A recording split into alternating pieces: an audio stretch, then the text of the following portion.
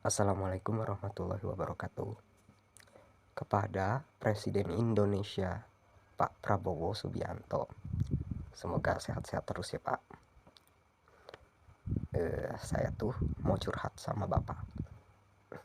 Sumpah ini penting, karena kalau saya didengar ada potensi kita bisa menyelamatkan Palestina dengan lebih maksimal. Ini kan masih dua negara kan ya, berarti solusi sampai hari ini itu ada potensi bakalan jadi polemik ke depannya. Ada sejarah dan luka kalau dibikin two state solution. Jadi itu kurang efektif, Pak. Aslinya. Indonesia bisa bantu wujudkan itu. Jadi rencana saya nih ya, kisi-kisinya ya, sebagai proposal di PBB itu rada menyinggung orang-orang yang punya senjata yang selama ini orang-orang cari. Konsepnya itu seperti itu. Nah, jadi sebelum itu saya mau curhat tentang pengalaman saya. Saya jamin ini penting buat Bapak dan bisa menolong banyak orang, termasuk di Indonesia sendiri. Karena nanti kita yang bakalan kena dampak baiknya itu. Nah, itu saya sih tujuan utamanya cuma mau membersihkan ya nama Jokowi juga. Terus ya melanjutkan mimpi Gus Dur ya. Itulah ya beberapa di antaranya itu. Nah, nanti saya ceritain dulu nih pengalaman saya dari kecil, remaja, sampai hari ini. Nah, jadi kita ringkas aja ya faktor-faktor kenapa saya harus cerita ini. Ada ya di masa kecil gitu ya. Ya, saya lahir tuh ya nggak ada bapaknya lah ya. Itu udah tahun 1994 itu. Yatim piatu nggak ada bapak lah ya Pak. Itu satu ya, di era SMP lah tahun 2000-an tuh saya tuh udah memutuskan nggak usah sekolah lah ya. Cuma kan ibu saya tuh ya merasa saya tuh salah lah ya kalau punya keputusan yang buru-buru dan juga punya potensi merugikan karena nanti saya sulit cari kerja. Tapi ya akhirnya putus sekolah beneran di era remaja ya nggak, di situ.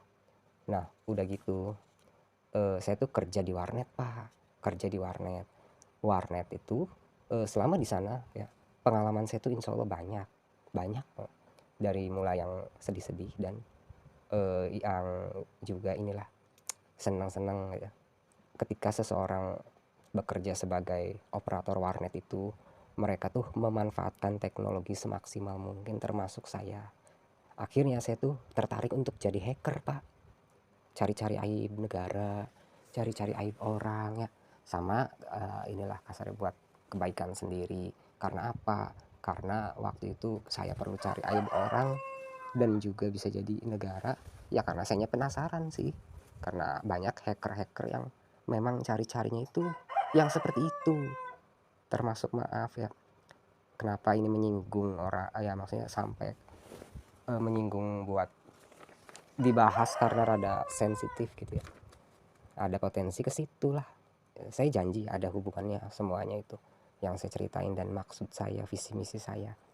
Nah jadi salah satu alasan kenapa seseorang menjadi hacker itu ya untuk bisa mengontrol senjata pemusnah yang rada gimana ya, cuma ya karena saya pikir lo berarti udah ada gitu ya yang seperti itu buat menakut-nakuti orang-orang ya. Nah ya udahlah, di situ saya tuh kayak tidak mau lagi jadi hacker tuh, tapi saya sudah paham apa yang mereka cari ya. Itulah sampai akhirnya di proses itu saya tuh hasilnya apa gitu ya selama saya belajar jadi hacker. Hasilnya adalah gini, rada sensitif. Oh saya bisa pakai senjata ini kasarnya tuh. Tapi waktu itu masih cuma bukan angan-angan ya, konsep kasar lah ya. Terus pengalaman saya juga kan banyak nih ya di IT itu, di teknologi itu ya, apa namanya, akhirnya saya bisa lah ya buat menghubung-hubungkan ya, negara-negara yang punya senjata itu ya Pak. demi kebaikan aja gitu. Kudunya, kata saya itu dalam hati, udah stop, tidak ada yang seperti ini lagi. Kasarnya tuh di situ, Pak. Akhirnya saya berhenti kerja tuh tahun 2009. Nah, kembali ke masalah senjata itu, Pak. Konsepnya gini ya, Indonesia kan negara muslim ya, Pak. Ya, kita populasi banyak. Nggak boleh bikin yang seperti itu kalau kita sekalipun mampu juga. Itu yang pertama. Yang kedua nih, udah hampir ada korbannya. Ya itu kan sisa-sisa luka orang-orang, miliaran orang di dunia ini karena ada sejarah perang. Jepang aja itu kan korbannya tuh 2 negara kena nuklir. Dan sekarang baru saya sebut senjatanya itu apa. Jadi gini, potensinya itu ya, ya orang-orang kan takut, bahkan negara juga takut. Jadi keadaannya itu seperti ini loh. Di Asia ya, yang punya senjata itu kan Cina. Ya. Udah gitu katanya Israel, ya kan. Nah disitulah korelasinya apa. Israel ini nggak mungkin menggunakan senjata itu untuk Palestina gitu kan. Tapi Israel dan Amerika Serikat itu masih bisa saling kirim senjata itu dan bahkan serangan udara, ya kan. Sedangkan Amerikanya itu takut dengan ya negara yang punya sejarah buruk tentang nuklir. Sampai hari ini ada sebuah entah kota entah apa, ya kan, itu Chernobyl itu kan ya. Jadi konsepnya itu. Nah, saya juga kan belajar, Pak, masalah militer itu, ya enggak. Tapi ya udahlah, ini skip aja yang masalah militer tuh. Karena potensinya rada gimana sih buat apa namanya? Reputasi Bapak, karena Bapak kan orang militer. Di situ ya nanti dibahas lagi. Nah, udah gitu apa hubungan semuanya? Jadi saat saya juga pengen tahu gitu ya dunia militer kan, ada orang lah ya yang kalau dikasih kesempatan dia pakai senjata ini nih seperti apa gitu kan. Ya saya sih jujur nggak butuh karena saya udah punya pemikiran sendiri waktu itu. Jadi kayak dia tuh, contoh ini mah buat secara simbolis aja, contoh, bukan bener-bener bakal dilakukan nih. Ya kalau kalau Cina nih potensi nuklirnya itu ya bisa kita inilah membina hubungan baik.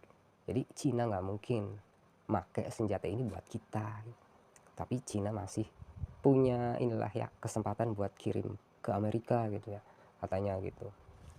Nah ceritanya tuh setelah dijabarkan, oh iya bener ya, disitulah iya bener tuh caranya bisa dipakai. Cuma saya kembangkan lagi sampai ke Amerika gitu ya. Si Amerikanya ini kan khawatir gitu ya sama ya di mana Chernobyl ini ada. Sedangkan ya di negara yang ada Chernobylnya ini ya itu kan kumpulan-kumpulan gitu kan. Kumpulan-kumpulan. Nah, udah gitu ya. Kayak takut nih Amerika, masih takut. Karena apa ya? Saya lihat nih ada sebuah kebijakan di YouTube yang menyatakan itu. Di situ korelasinya di situ. Ya jadi pada saat itu ya ya remaja lah ya. Saya tuh kayak punya potensi untuk memanfaatkan nuklir dengan baik. Asal ya orang-orang yang punyanya itu mau dengar saya. Makanya saya butuh Bapak. Gitu. Jadi ide saya ini sederhana sebenarnya, cuma bisa dibawa ke yang lebih tinggi bahkan sedunia. Cuma nanti kita akan ngelewatin topik-topik yang sensitif dan berpotensi menyinggung orang-orang penting. Kasarnya gitu. Nah, ide sederhananya ini gimana? Ya, nanti ya kita bahas. Gitu ya, Pak. Nah, itu gimana caranya? Pertama nih saya perlu menyampaikan dulu ke Bapak dan juga yang bisa mendengarkan sebagai bentuk support. Ya, yang pertama nih Bapak ya Pak Prabowo. Yang kedua nih, kalau perlu Ibu Megawati juga diajak. Terus nanti setelah ini saya minta Ya Ibu Megawati buat pensiun aja Bu, udah capek, udah berumur ya waktunya pensiun aja. Pak Jokowi juga, Pak Jokowi itu insya Allah strateginya ada Pak, sayanya punya strategi yang cukup efektif. Asalkan ya ini sayanya harus ngomong seperti ini, rada ya mungkin kesannya agresif kali ya Pak, tapi udah ya nggak apa-apa. Karena apa ya, karena kayak gimana ya, lihat Bapak nggak bisa ngurusin RUU perampasan aset ya, lihat Ibu Megawati begitu jajarannya dicurigai rakyat sebagai tokoh yang punya potensi untuk korup besar-besaran. Jadi sayangnya tuh rada sulit ya, karena kalau diomonginnya sebagai gosip-gosip politik itu mereka sudah agresif. Udah kamu nggak usah punya mimpi yang aneh-aneh. Makanya saya merasa di sini tuh ya ini kayaknya emang harus orang besar yang mendengar Pak. Tapi sayangnya benar-benar memanfaatkan teknologi aja ya Pak ya, yang sudah dibuat sebelumnya sama Amerika. Di sini ada manfaat dari Amerika, makanya kita bisa ya joinan lah ya buat mendukung ide ini. Insya Allah maksud saya tuh baik ya, baik. Ibu Megawati ya dari PDIP nanti dibawa juga, karena di situ ada apa ya, sedikit lah ya tentang dia, tentang cara dia menangani masalah gitu. Ya sampai merendahkan Pak Jokowi dengan bilang kata-kata ya kasihan deh Pak Jokowi gitu. Tapi saya kasihan ya sama Bu Megawati ini. Jadi tapi saya nggak bakalan ngomong seperti itu karena boroknya itu udah banyak Ibu Megawati ini. Itu Bu, ini pengalaman hackernya saya tuh udah cukup buat gonjang ganjing dunia inilah kasarnya. Dah ya ini ya, semoga saya nggak terlalu berapi-api. Dengerin dulu nih, nanti saya review, maksudnya saya akan spill idenya ini apa ya, idenya ini apa ya, tapi saya mau jelasin yang rada rinci dulu ke ininya, ke depannya. Nah gini loh, saya kan sudah cerita pengalaman saya Pak selama hidup ini. Cuma kan Bapak lebih banyak pengalamannya. Tapi selama saya ceritain ini yang versi saya ini ya, sampai yang 2019 ding, maksud saya 2019 saya di PHK sebenarnya. Di PHK itu ya sepak terjang saya tuh rada sedih. Makanya saya sudah punya amunisi lah untuk menuntut-nuntut tuh.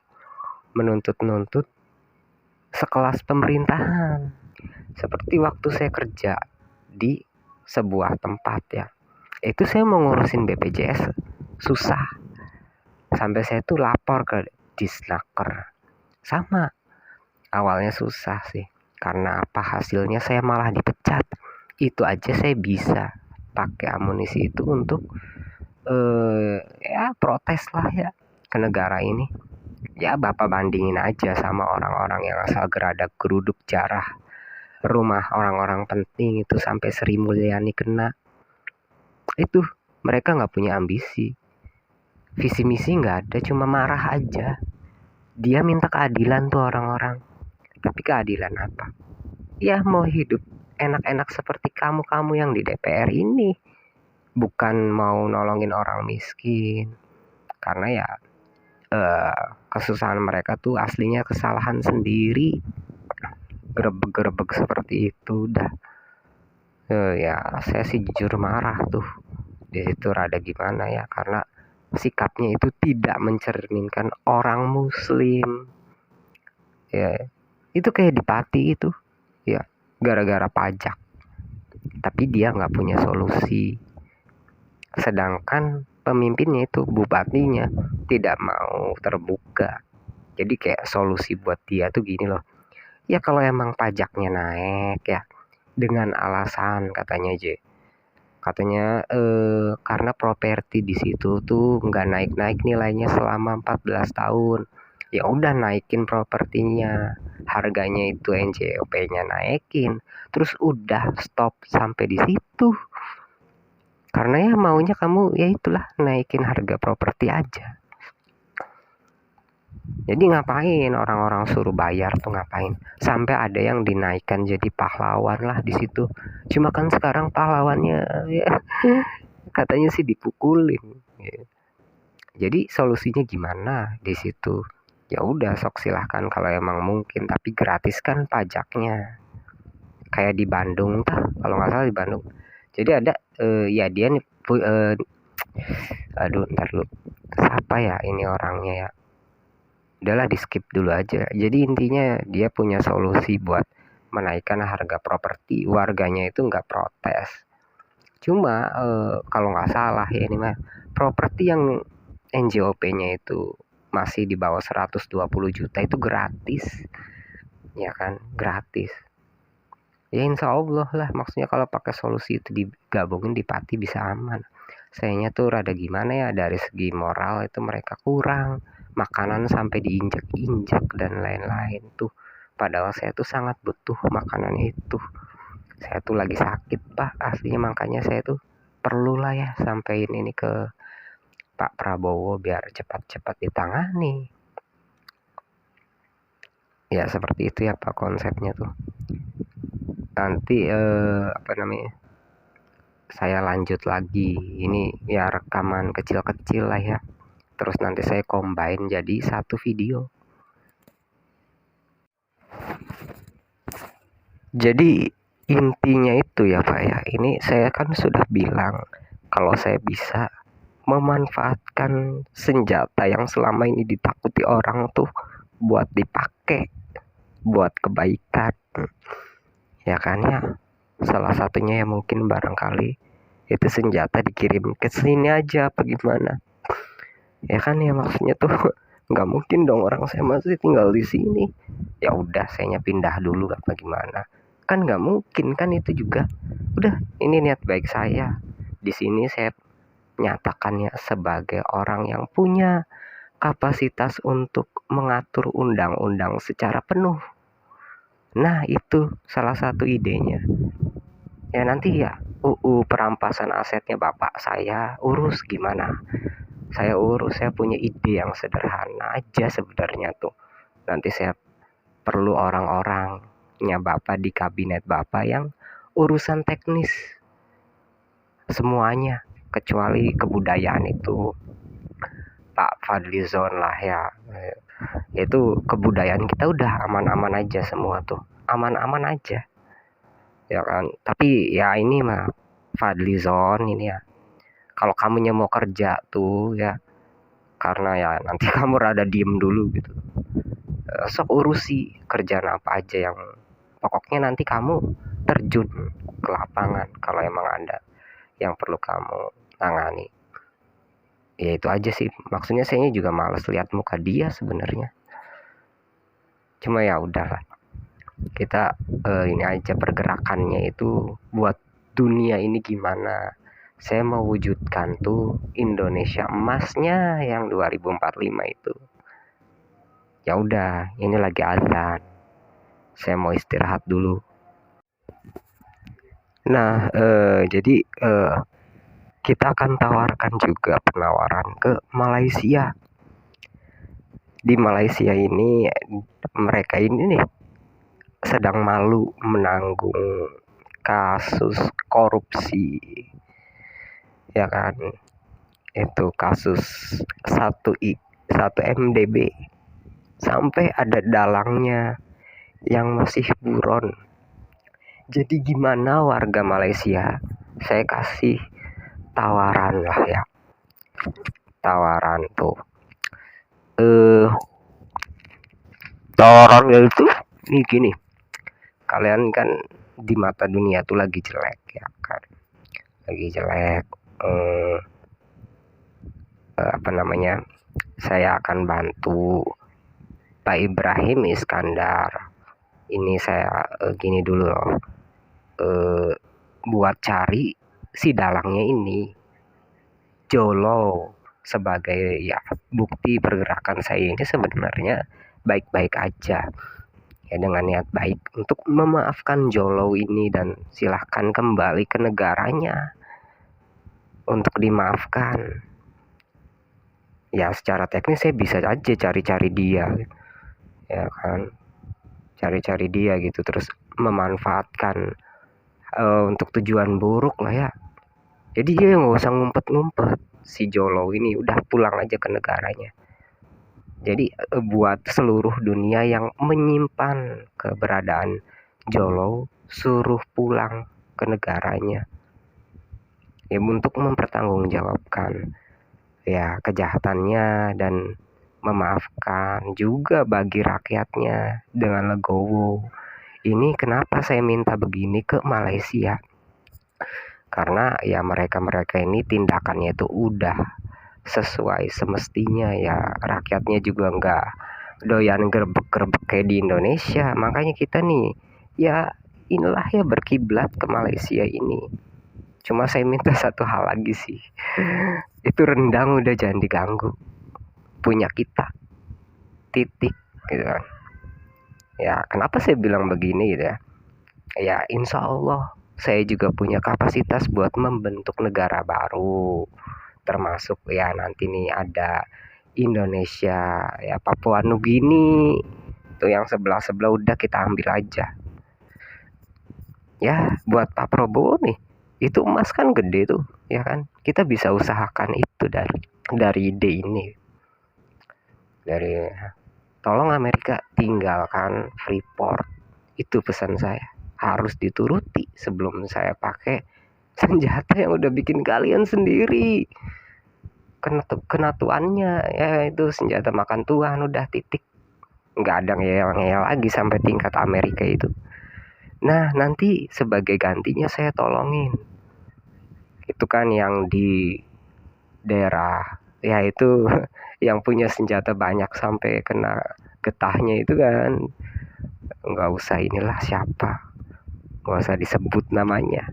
Tapi ini bukan niat permusuhan ya maksudnya tuh, cuma nanti ada inilah ya ya kebijakan YouTube yang nanti saya langgar, itu kamu diem dulu di situ, biarkan saya maju. Jadi udah jelas lah ya konsepnya.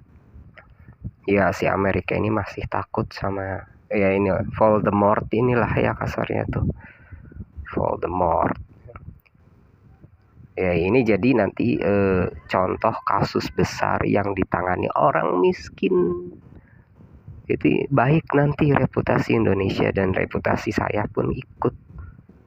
Ya nama besar Islam juga naik. Insya Allah konsepnya seperti itu. Saya ngomong big aja udah. Siapa yang lawan nanti baru saya kasih ancamannya. Disitulah ya. Jadi nanti rencana saya tuh ya membentuk negara baru lah ya. Kalau perlu di sini juga bergabung kita udah, biar kita punya kekuatan tuh. Ya ini hak vetonya kan nanti di sini insya Allah ada di PBB. Posisi kita kuat sok gitu insya Allah. Ya, jadi nanti udahlah ya sampai sini aja lah. Saya nanti butuh nama-nama ya orang pentingnya gitu ya. Ini saya sebut aja biar data metanya itu akurat di YouTube. Itu saya masih membatasi itu kan, nurut ya kalau emang Amerika punya kebijakan seperti itu buat mengatur pengguna YouTube. Aslinya bisa saya terabas-terabas aja udah. Pengalaman hackernya saya itu udah cukup mumpuni sih, cuma bukan yang bagian coding-codingnya, intinya aja ini kita belajar kemana. Punten itu orang-orang yang sekolah di MIT ya, ya apa sih Massachusetts apa lagi itu yang nggak tahu, nggak ada yang punya ide ini tuh ya kan, nggak ada sampai sekarang ya, karena emang orang-orang pinternya didominasi sama maaf ya yang bukan Islam. Jadi dari awal emang niatnya ya kayak hacker kebanyakan itu niatnya emang jelek. Kalau saya sih kalau emang ada melenceng ke situ ya udah. Nih saya ini punya cita-cita dari kecil tuh, mau jadi astronot. Ya itu kalau saya minta ke Amerika mungkin bisa bawa saya ke bulan. Kalau saya minta. Tapi fisik sayanya udah nggak bisa. Tapi nanti saya pengen main lah ke fasilitas-fasilitas di Amerika. Semoga jadi gitu. Sayanya tuh udah ngerasa dunia tuh ada di genggaman saya, Pak. Termasuk tuh ya ada tuh si Sambo, ya kan. Ini bener nih, maksud saya tuh bener keputusan hakim buat kasih dia hukuman mati. Tapi ada yang protes, emang kamu wakil Tuhan katanya. Udah nggak usah berisik, kalau kamu mau gantiin posisinya itu siapa yang dibunuhnya itu monggo ya, kepada keluarga Sambo dan orang-orang yang saya pikir ya sayang sama Sambo, silahkan mengajukan diri untuk mengganti ya. Kalau itu ya mengganti ya orang yang jadi korbannya Sambo itu. Makanya Polri diem dulu, borok kamu juga udah banyak. TNI juga sama Pak, boroknya udah banyak nih. Nanti isu yang kemarin bapaknya TNI, anaknya TNI, terus kamu nggak datengin dia apa gimana sih Pak? Kasihan itu. Nanti ya isu itu saya bawa. Kalau bapaknya masih ngeyel, ya disitulah ya Pak. Jadi nanti secara garis besar ya, rencana saya sih ya, insya Allah bikin ya contoh kasus yang saya tangani, izinkan saya untuk praktek dulu gitu kan ya, sebelum kita aplikasikan di Indonesia untuk bentuk negara baru gitu. Tapi kalau kalian udah setuju ya gak apa-apa. Nanti di Palestina juga bisa saya bikin negara baru gitu ya. Jadi gini loh ya, nah kenapa kita harus sebut-sebut senjata ini buat ya perlawanan halus lah ya, sebagai orang muslim yang membalas dengan cinta kekerasan tuh yang jelek-jelek. Jadi nanti solusinya itu mereka harus berbaur, antara Israel dan Palestina hidup berbaur, biar resiko yang datang dari luar itu setara menerima mereka. Jadi gini loh, saya takutnya Israel ini sebenarnya nggak punya senjata nuklir tuh. Ya ini saya masih berpikir berbaik sangka dulu. Takutnya nggak punya, aslinya cuma ngancam-ngancam aja. Tapi mereka tuh ngerasa bisa ngambil tanah itu full dari Palestina sebagai bentuk tawaran ke Amerika. Makanya kayak senjata yang disimpan Amerika itu seolah jadi ya cageran si Israel ini, takutnya ketahuan mereka nggak punya nuklir. Langsung sebut aja nuklirnya ini, takutnya. Nah ini dari segi moral juga gini loh ya, ini yang dilakukan Hamas ini rada agresif, tidak mencerminkan Islam. Iya betul gitu. Tapi yang Israelnya ini ya, saya kan tahu permintaan mereka itu gimana, maunya kenyamanan ya kan ya. Itu permintaan orang-orang yang tertindas di situ tuh. Di Al-Quran udah ada, kalau ada yang konflik kita harus bela yang tertindas. Cuma sayangnya dua-duanya tertindas. Tapi kalau misalnya saya bisa nolong dua-duanya, mau nggak saya kasih solusi gitu. Jadi ya udah, insya Allah akurasinya tinggi ya, akurasinya itu tinggi lah ya. Ini cara ini biar berhasil. Ide sederhananya itu apa ya, ide sederhananya sih awalnya itu ya buat solusi korupsi. Cuma udah aja nanti kita lakuin secara nyata aja, biar maksudnya saya menolong itu bikin satu undang-undang yang inti gitu ya, inti satu bisa selesaikan semua banyak problem yang nantinya bakalan nongol. Ya disitulah ya apa namanya, saya rasa tuh ya sekarang ya perlu ada orang hebat yang bisa nyelesain ini semua. Jadi saya udah jelasin semua poin-poinnya.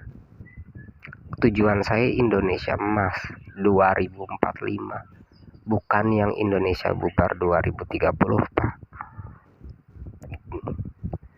Dah ya itu, tolonglah jangan ganggu saya. Termasuk yang ormas-ormas itu yang matanya picek siapa. Dah jangan ganggu.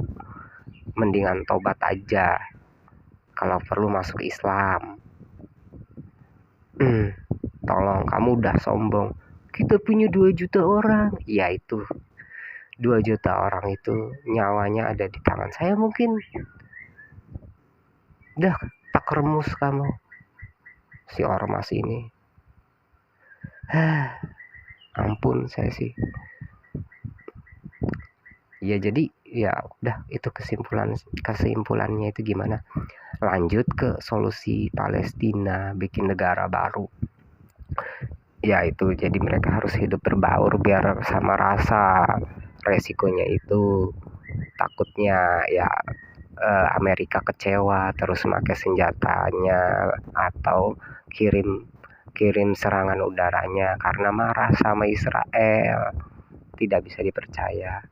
Jadi kalian mending hidup rukun. Nanti cara bikin pemerintahan barunya itu gimana? Ya yang pertama ya ada tuh caranya di Malaysia. Jadi nanti ya Isaac Herzog ya itu pemimpin tertinggi ya di Malaysia. Itu statusnya seperti yang di Pertuan Agong ya itu. Jadi karena ada nilai sejarah di situ ya, nanti ganti-gantian memimpinnya. Ya sekarang periodenya buat Isaac Herzog dulu gitu. Nanti kalau sudah habis masanya baru yang dari Palestina ya. Nanti jajaran perdana menterinya juga sama seperti itu, ganti-gantian. Cuma bedanya apa? Nanti di Palestina itu yang menjabat setara perdana menteri seperti peraturan yang di Malaysia itu ya orang Palestina gitu kan ya. Itu jadi kombinasinya ada dari situ ya. Nanti di bawahnya lagi ada menteri-menterinya itu ya silahkan calonkan diri lah ya dengan komposisi yang pas. Kalau di Indonesia itu kan kalau tidak salah maksimal 34. Jadi seolah itu kalau dibagi 2 ya itu 17 orang Palestina, 17 orangnya lagi ya itulah Israel. Di situ bisa bantunya kan. Nanti ya bentuklah nama baru, terserah namanya apa. Kalau rekomendasi dari saya itu Sralestin. Wallahu alam ya. Maksudnya ini kalian lihat juga potensinya bagi yang nonton video ini tuh. Udah jadi saya saya insya Allah lah membawa rakyat buat tujuan yang baik. Ya termasuk ya nolongin Amerika ini karena dianya kan rada takut sama Voldemort ini kan. Ya si Voldemortnya ini sih sebenarnya sih ya mungkin niatnya baik ya, cuma secara personal ini si Voldemort ini tuh ya adalah ya yang menyakiti saya. Jadi saya sisakan dulu mereka sebelum merekanya tuh panik-panikan gak jelas terus ambil tindakan yang inilah ya yang tidak saya mau. Cuma nanti kita akan ke arah sana biar dunia ini lebih stabil lagi. Ya udah.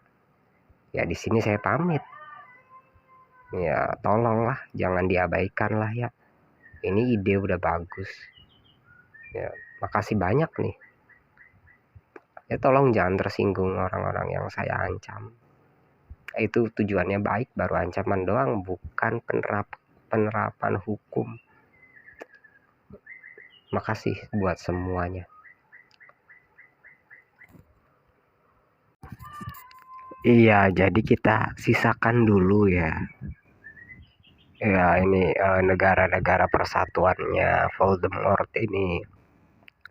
Nah, tapi enggak gitu aja kita tanpa usaha. Karena apa?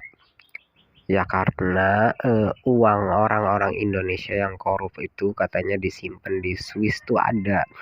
Swiss itu ya katanya sih keamanan menyimpan uang di dunia yang inilah ya, yang paling aman. Ya di Singapura juga ada katanya sih. Itu Singapura sampai ngaku katanya kalau misalnya uang Indonesia itu yang korup-korup dicairin ya, itu katanya sih bakalan banjir duit. Pernah saya baca di mana ya, kayak buku bukan buku, majalah keuangan gitu sih, sama di koran. Iya majalah aja. Makanya kita cuma ya silakan apakah mau diambil uangnya atau nanti kita diem dulu. Ya kalau mau diambil uangnya gampang, saya tinggal bilang aja kalau ketahuan ada yang nyimpen duit di situ ya nanti hukumannya itu denda 10 kali lipat atau bahkan 15 kali lipat dari ininya apa namanya, dari nilai korupsi.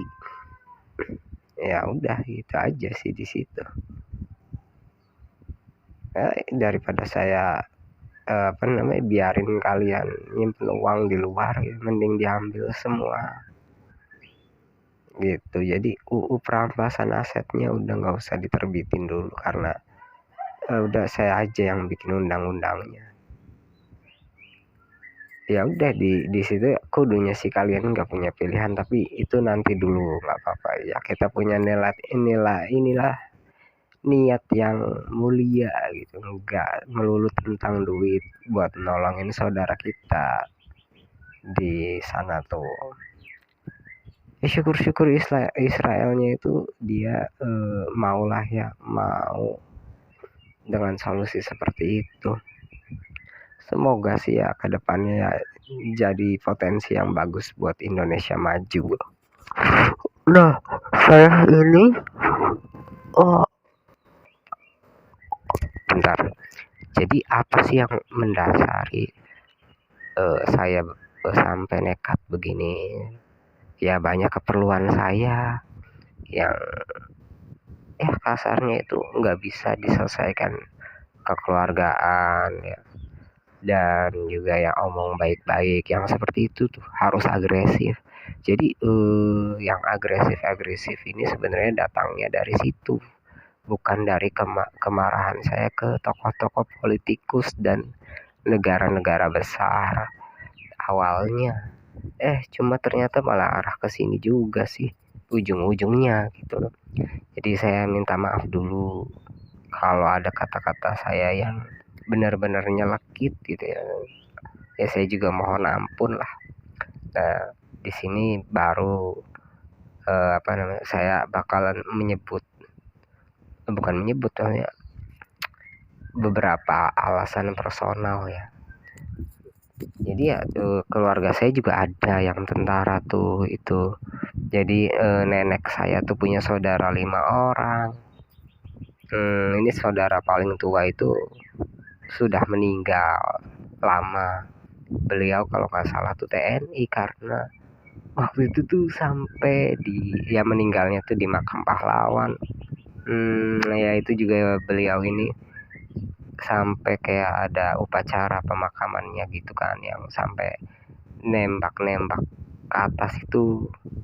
Jadi saya juga rada terinspirasi sama beliau tuh, walaupun waktu itu saya masih kecil banget.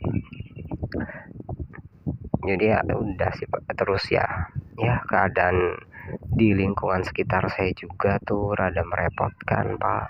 saya curhat aja gitu ya. Rada merepotkannya apa ya? Ya udahlah, lihat aja ke sini. Ya barangkali ini ide saya ini bagus ya, udah kita ketemu aja. Nah, jadi sisanya ini ya, sisanya saya bakalan mention orang-orang penting biar nanti nongol di sini di video ini. Ya, jadi ada Sekjen PBB, anggap aja ini orang-orang yang saya butuh biar rencana kita ini bagus, tidak ada celah gitu. Insya Allah ya, kita berdoa aja, tapi kita juga harus bertindak. Nah, jadi ada ya Antonio Guterres gitu, Sekjen PBB, ya Pak Donald Trump juga, itu Presiden Amerika. Terus Isaac Herzog ya, itu ya ini Presiden Israel sekarang. Terus Netanyahu juga perlu itu ya. Di Indonesianya ada Pak Prabowo, Jokowi, Megawati, Gus Dur. Terus di Malaysianya ada Ibrahim Iskandar. Dan nanti di Brunei itu ada siapa ya ini ya, Hasan al-Bolkiah. Iya, jadi ya itu mau diajak lah ya buat ikut andil membela Palestina sebagai ya, ini kan muslim tuh deket nih ya, maksudnya tuh itu sih saya lihat potensinya. Cuma di Brunei itu kan sudah tidak perlu ditangani hal-hal yang negatif ya, jadi ya saya cuma ngomong ini aja, ajakan lah ya. Ya Raja Salman juga kayaknya perlu sebagai ya inilah sumber hukum juga kan, beliau muslim. Di situ aja ya. Terus sisanya ya udah ya, paling kredit lah ya buat pemikir-pemikir visioner ya, sampai bikin teknologi yang bagus-bagus tuh kayak Elon Musk. Alhamdulillah, Bill Gates contohnya tuh ya. Tapi ini juga adalah satu orang terakhir nih, kayak Kim Jong Un itu ya kudunya sih udah jangan pakai hukuman mati lagi. Dia itu bangga karena punya nuklir ya, tapi status kepunyaan nuklirnya tuh ada di bawah negara-negara besar yang menang perang. Jadi status keberadaannya itu masih ambigu. Itu bisa ditangani juga harusnya sih. Jadi dia harusnya nurut juga. Kasian lah hukuman mati cuma demi yang seperti itu kayak terjajah. Ya saya tahu ya, maksudnya tuh setiap daerah itu punya ininya, idealismenya sendiri. Cuma kalau yang sampai main-main nyawa itu rada gimana ya. Udahlah itu. Ya semoga sih ya jalan saya dimudahkan ya. Maaf sayanya tuh harus rada-rada agresif ya, karena kesalahan orang-orangnya tuh sudah banyak dan ya sayanya nggak bisa tangani dengan cara-cara yang kayak putri salju gitu istilahnya. Enggak lah, ntar dulu, maksudnya tuh harus ada ketegasan di sini. Ya jadi saya bener pamit lah ya.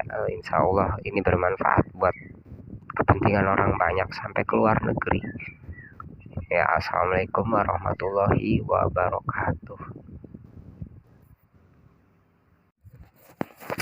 Jadi nih Pak ya, kesimpulannya aja, ada strateginya. Itu pertama ya misalnya ini kalau dibahas dari sudut pandang militer gitu ya, pertama nih ya, saya udah bikin pergerakan ke desa gitu ya. Udahlah gampang itu desa tak tangani udah ya, maksudnya saya ajak rakyat dulu buat inilah kesejahteraan mereka juga, kebebasan mereka juga. Rakyat yang dari yang skala kecil tuh ya kayak tetangga dan lain-lain. Nah udah gitu ya, di Cirebon ya udah saya bisa juga insya Allah tanganinya, pasti warga-warga pada setuju Insya Allah ini demi kebaikan kita juga Pak. Nah ya sampai skala besar lah ya, nanti saya tawarin ya solusinya itu kayak skala di Pati itu kan udah tuh strateginya tuh, insya Allah pada mau ya. Maksudnya tuh gimana kalau misalnya ya saya tuh cuma tawarin kebaikan aja, jadi ya harus mau, nggak seperti partai yang punya niat buruk ya gitu Pak. Jadi saya kayak di apa namanya, intinya nih ya saya tuh visi misinya nih ya, kalau misalnya emang ya kayak di desa nih, kayak di desa kayak butuh cari suara gitu, sudah korupsinya itu sudah tinggi ya, saya bikin program aja di desa buat memakai ya dana desa gitu buat itu salah satu program yang saya bentuk nanti ketika saya jadi kepala desa misalnya. Ini salah satu sampel kebiasaan buruk tapi dijadikan aturan misalnya ya, jadi nanti si kalau kita butuh suap menyuap gitu ya kasar itu, udah dibikinin program, nanti saya janjinya itu kasih stimulus orang-orang setelah saya jadi kepala desa. Nanti stimulusnya itu ya misalnya ini mah berupa uang 100.000. Nah itu uangnya itu nanti buat jadi program kita ke depannya ya.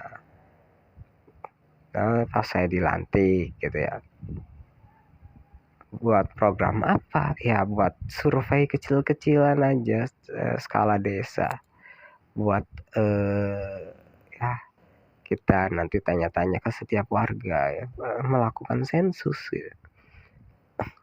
Jadi nanti program janji kerjanya itu seperti ini, saya mengajukan diri sebagai kepala desa, nanti saya punya program sensus ya, sensus dan survei ke rumah-rumah warga, dan nanti saya kasih uang misal 100.000 sebagai bentuk apresiasi kepada warga selama ini hingga kita tuh jadi elemen kesatuan desa yang bagus ya. Jadi nanti selama saya kampanye nyalonin diri jadi kepala desa itu tidak perlu korup-korup.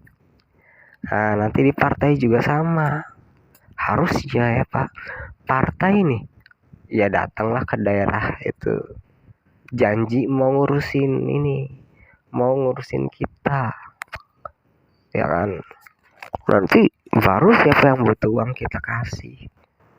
Pasti itu mereka heboh Pak dengan cara itu, datang ke tingkat inilah ya, tingkat desa seperti itu. Jadi ketika kalian menguasai sebuah area itu ya insya Allah banyak manfaatnya. Kalau misalnya cari suara membabi buta gitu kan, nggak tahu siapa yang milih kita Pak.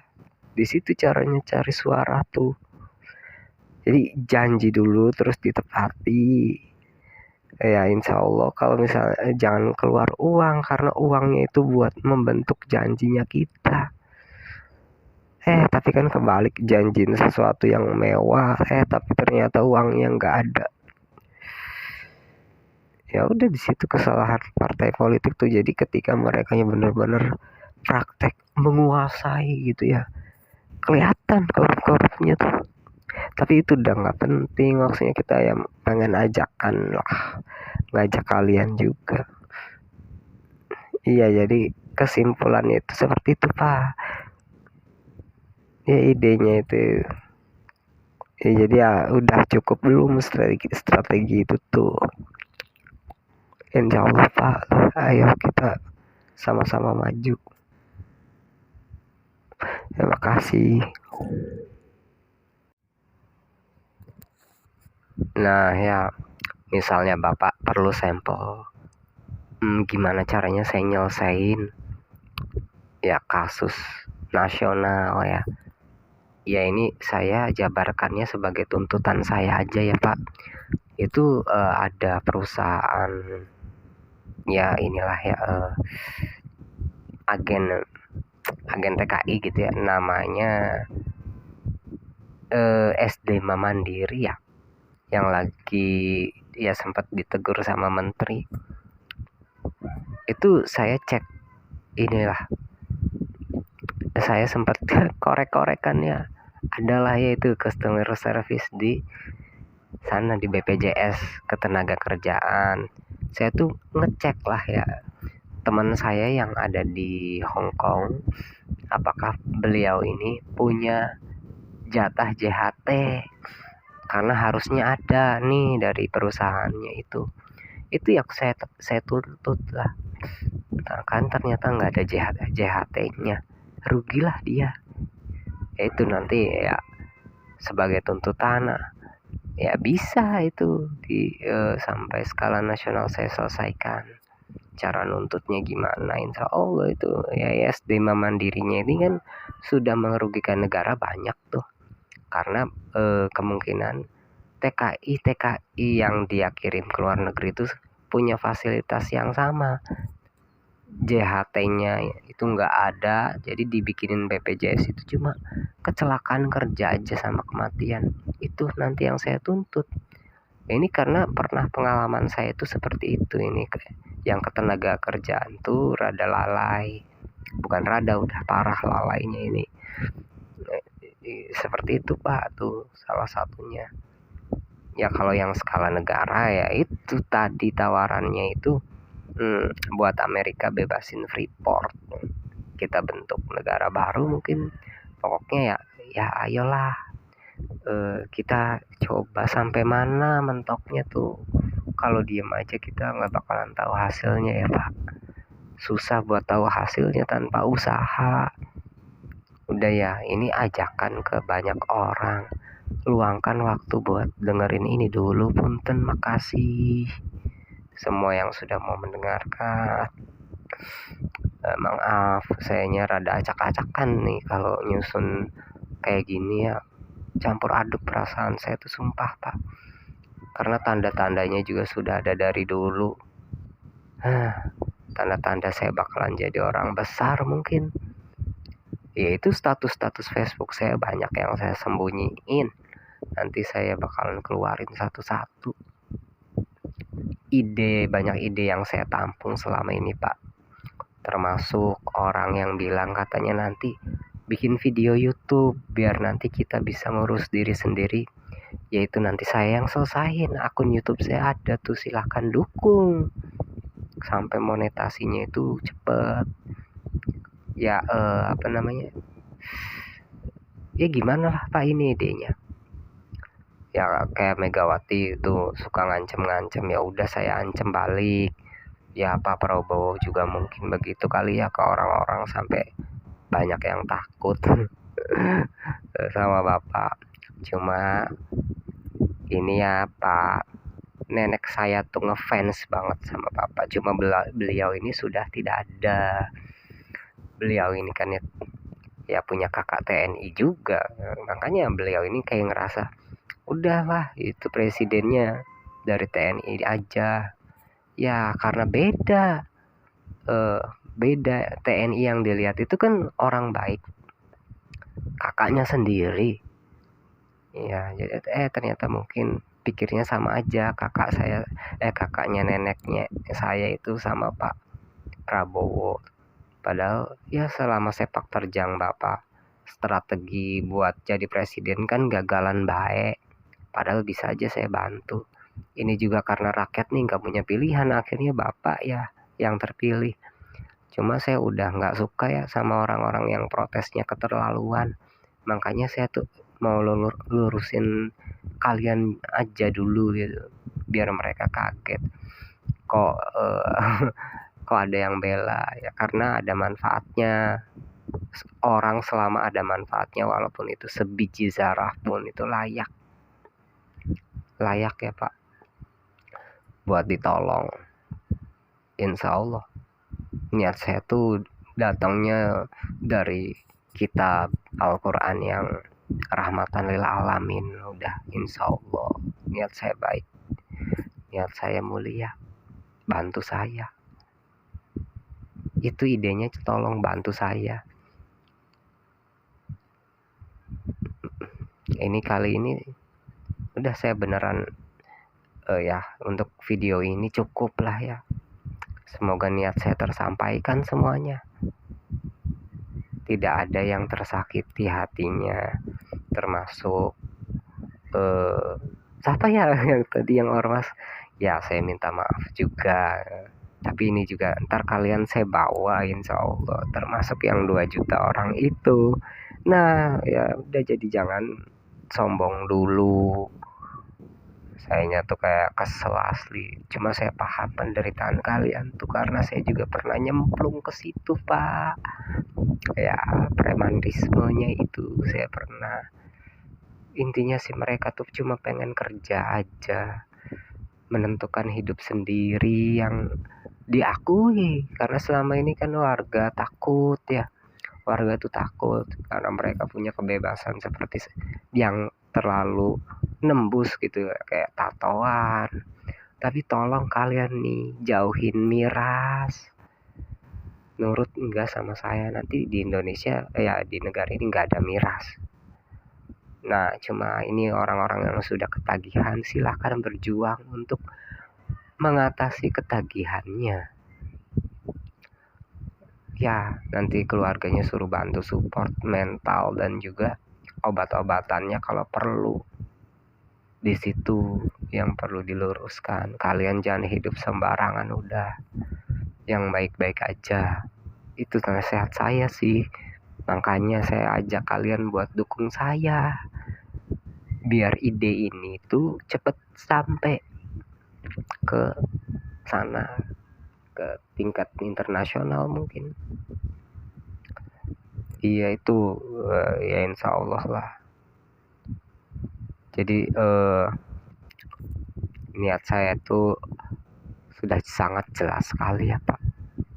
Karena kalau mau pakai kekerasan pun saya bisa. Kalau mau bikin gonjang-ganjing pun ya sayanya mungkin bisa terpaksa pakai. Jadi selama ini intinya saya itu udah punya solusi yang ekstrim ya buat masalah saya juga. Tapi orang-orang tuh ngeyel aja, tetap ngeyel sama saya tuh, ada yang seperti itu. Jadi saya tuh perlu sesuatu yang aksesnya itu tinggi. Ya kayak misalnya contoh di luar nih ya, ada tanah yang bikin polemik. Saya ini keganggu banget asli. Saya pengen beli tanah itu aja udah sekalian. Terus ya ada warga yang bisa dibilang ya kudunya diusir dulu lah, pindah, jangan ketemu saya dulu. Cuma kan cara menyediakan tempat tinggal bagi mereka ini gimana? Ya saya harus punya akses ke negara ini. Saya pakai uangnya buat ya silahkan tinggal di mana aja, asal jangan di sini gitu. Ntar kaliannya ya merekanya ini pergi dulu lah, karena aduh sumpah alot banget.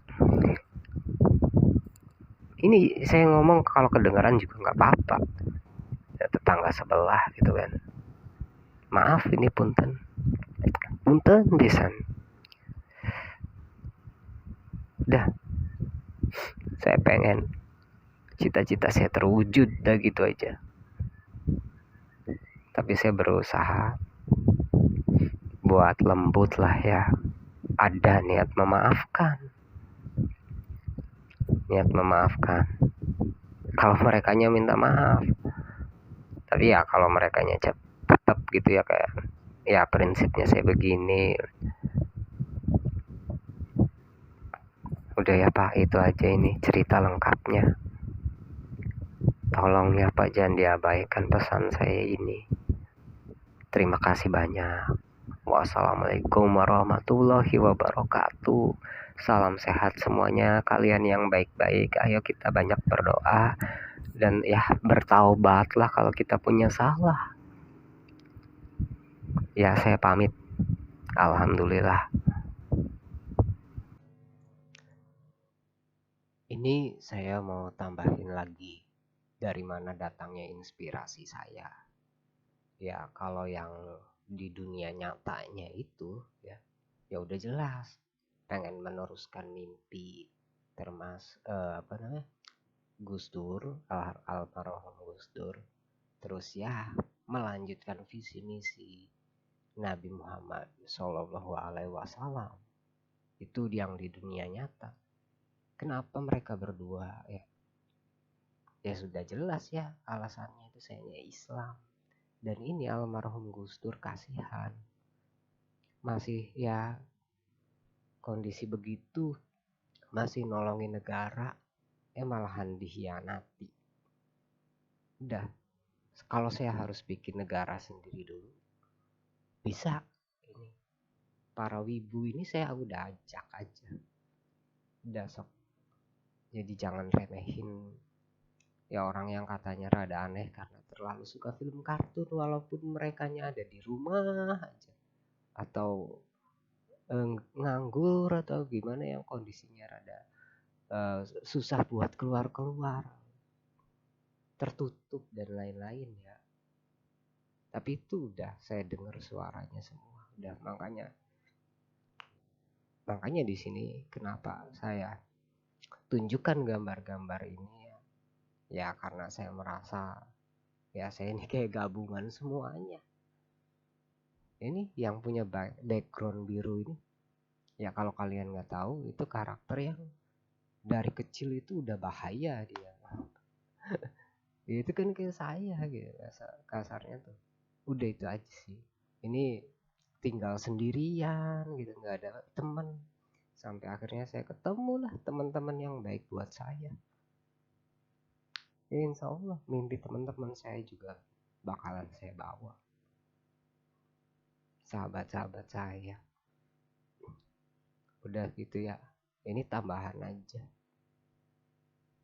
Ya semoga kalian mengerti. Makasih.